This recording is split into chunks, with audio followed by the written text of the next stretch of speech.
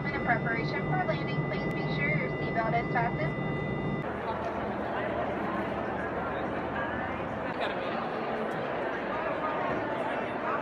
And this is simple. Even y'all can do this, but we're going to do it. All right, so here we go now. When it comes in, it's going to come in just like this.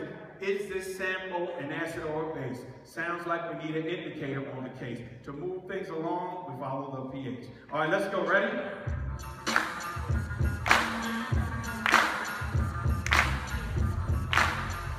Ready? 1, 2. Is this sample? Correct, we need an indicator on the case. To move along, we have to follow the pH. Below 7, there's an acid present. Above 7, base takes over the place. Because all indicators should indicate whether a sample is an acid or a base. All right, give yourselves a round of applause. That's it. This is very easy, it's very fun, very simple way to lock it in. 5, 4, 3, 2, 1, blast off!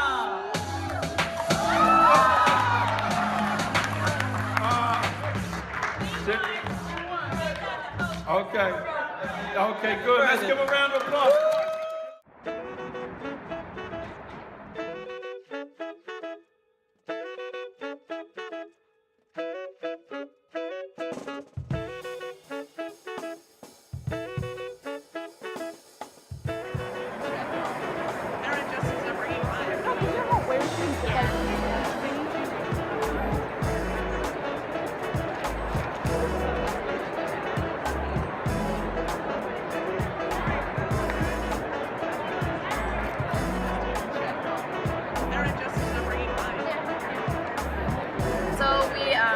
Dry soil, kind of grind it up, and then you can sieve it if you want, but I think it's really cool if you don't sieve it because you get this really cool texture. But you just add a little bit of water and Elmer's glue and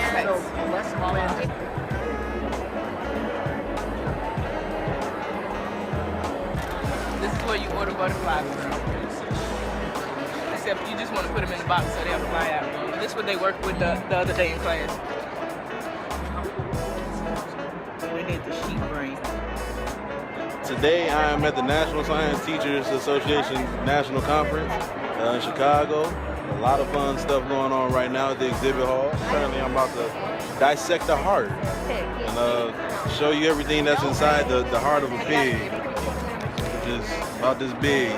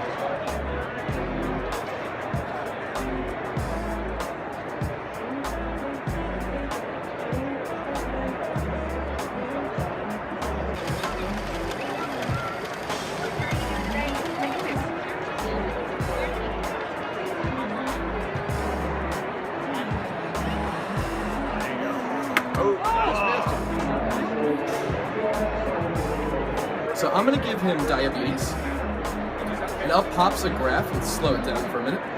Up pops a graph of the different levels of the molecules in the cell right now. You'll see here's when he got diabetes, and you can see how that affects the different molecules. I'm going to take, I hit this third button here. I'm just going to hide a couple, just so that we're looking at glucose.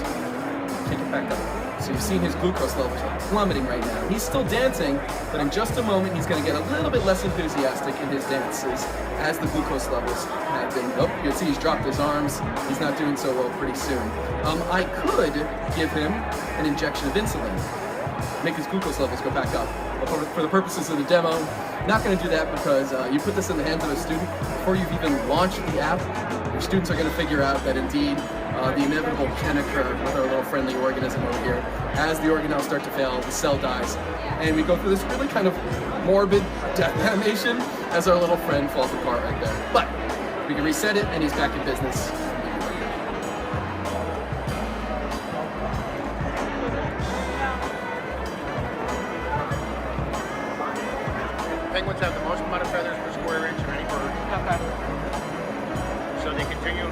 feathers every day. And there's even little tiny feathers on the wings. This is a beach owl. Hi, Otis. All right. That's the story of like every exhibit or anything I go to where there's turtles. It's always, we got it from somewhere, we don't know how old it is. His name's Jazz. He's about 10 years old. He's what's called the Hoffman's two-toed sloth. So they're the blondes. The chief? That is a squash. Oh, squash. Not many teeth? Actually, they have flat molars and then 4 big, very sharp teeth. Okay. They live to about... In the jungle, 15 to 20 years. Park like ours, a lot of times 25 to 30. We actually have a Hoffman that just turned 40. So, yeah, horrible on land, but amazingly good swimmers. Directly to make a Well, we have them available because we're like the one-stop shop. So if you're looking for STEM resources, we've got everything, over 30,000 resources for pre-K to 16.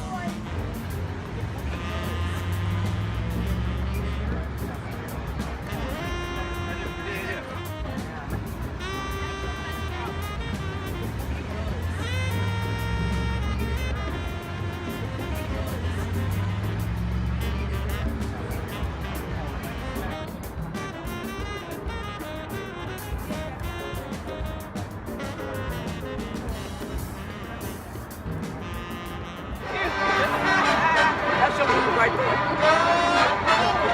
Your mom.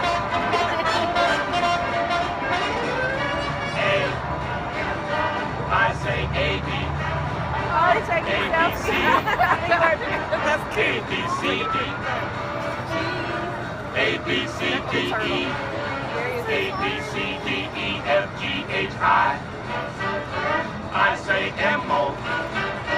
M, O, P. M, O, P, P. Mop. Where did it go from? M, O, P, P.